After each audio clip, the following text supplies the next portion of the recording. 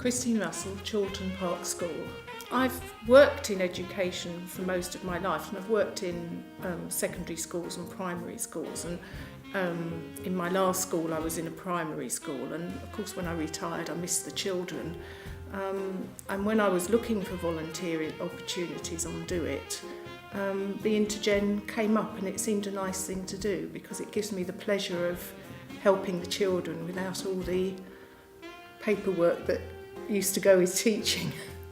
I enjoy working with the children, and I enjoy being with the staff as well, so it keeps me in touch with what I used to do. Well, some individuals get quite a lot of individual help. I think all the children have worked out that you have a regular commitment to them, which is good for them, always. And just that bit of individual attention that some of them quite actively seek. Can I read with you today, please? Well, I think it's organised so that they have an extra teacher within the year group, but they're not so much TA, teaching assistant support. So actually I'm a bit like a teaching assistant body. So for example, last week on Friday we had a sports session, and somebody needed to go upstairs to get his things because he was leaving early. Well, if you've only got one adult, it's really difficult for the adult to leave and organise that. So of course I was able to do it. So sometimes you assist the children by assisting the teacher. I'll do admin as well, if photocopying if it's needed. Do all sorts of things.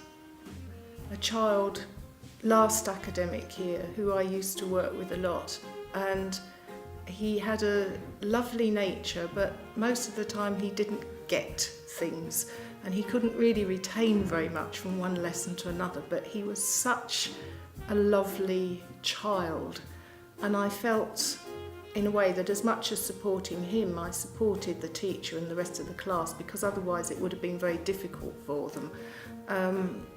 The other one is a girl who I'm with this year, and her normal helper wasn't there, so I sat with her, and she's extraordinarily disruptive, but she's also quite a bright little spark, and she sat with her writing, but to feel secure about putting it onto paper, she wanted to write everything onto a whiteboard first so she could copy it.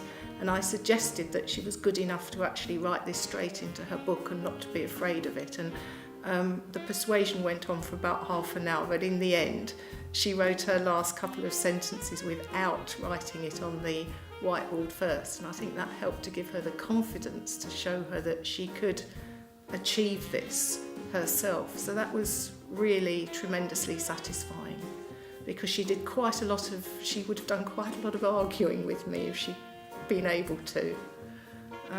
But that was definitely a good one.